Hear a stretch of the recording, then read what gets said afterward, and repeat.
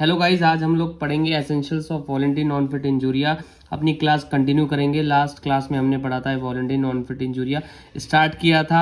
आज हम इसके एसेंशियल्स पढ़ेंगे, अलग अलग केस लॉज हम देखेंगे जैसे, और काफ़ी इंटरेस्टिंग होने वाली है क्लास। तो चलिए चलते हैं without wasting a single time. So वॉलंटरी नॉन फिट इंजूरिया continues class 9 by advocate Rohit Panchal. Guys welcome back to our class. जैसे कि गाइज हम लोगों ने पढ़ा था कि वॉलंटरी नॉन फिट इंजूरिया होता है कि अगर हमें पता है कि इस काम में रिस्क है या इस चीज़ में रिस्क है बट हम फिर भी ले रहे हैं तो अगला बंदा लायबल नहीं होगा। हमने कुछ एग्जांपल्स पढ़े थे, जैसे अगर हम क्रिकेट मैच देखने जाते हैं, वहाँ अगर हमें बॉल लग जाती है तो वहाँ पे प्लेयर लायबल नहीं होते हैं। तो इसके कुछ एसेंशियल्स होते हैं। सबसे पहला एसेंशियल क्या है? Consent must be freely given. Consent must be freely given. जो कंसेंट होती है हमारी वो फ्री होनी चाहिए। ऐसे नहीं कि ज़बरदस्ती किसी ने किया और हम चले गए, वो फलाना ढिमका है। तो ये प्रिज्यूम किया जाता है। फॉर एग्जांपल यहाँ पे एक केस लॉ है, वुलरिच वर्सेस समन 1963 था, शायद 4 हो गया, वो मैं कमेंट में कंफर्म कर दूंगा। इसमें क्या था? इसमें एक हॉर्स रेस हो रही थी।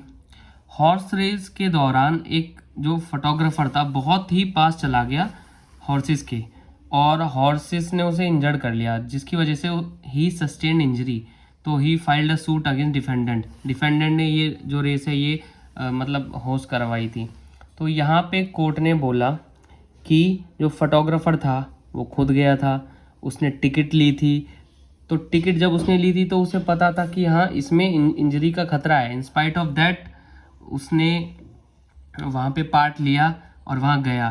तो इसमें जो है इसको मिल जाएगा डिफेंडेंट को वॉलंटरी नॉन फिट इंजूरिया का, और उसने मतलब कोर्ट ने डिफेंडेंट को लायबल नहीं किया। तो ये बात ध्यान रखिए आप गाइस। एक और केस लॉ है हमारा, Hall versus Brookland auto racing club.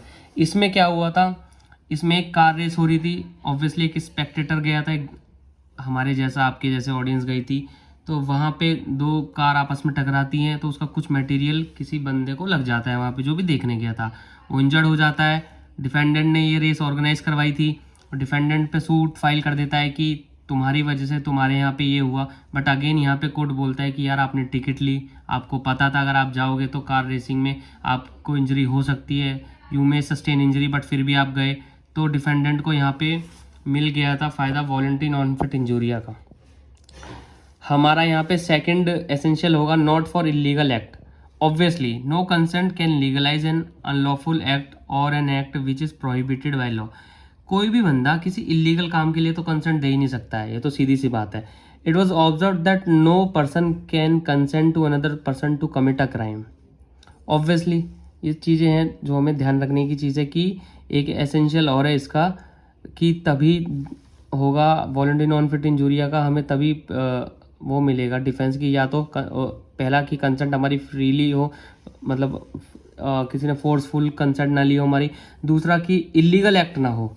For example जैसे बॉक्सिंग मैच हो रहा है, नॉर्मली क्या होता है बॉक्सिंग मैच में हमें पता है ग्लव्स पहनने होते हैं। बिना ग्लव्स के अगर कोई बॉक्सिंग कर रहा है तो ऑब्वियसली वो अलाउड नहीं है।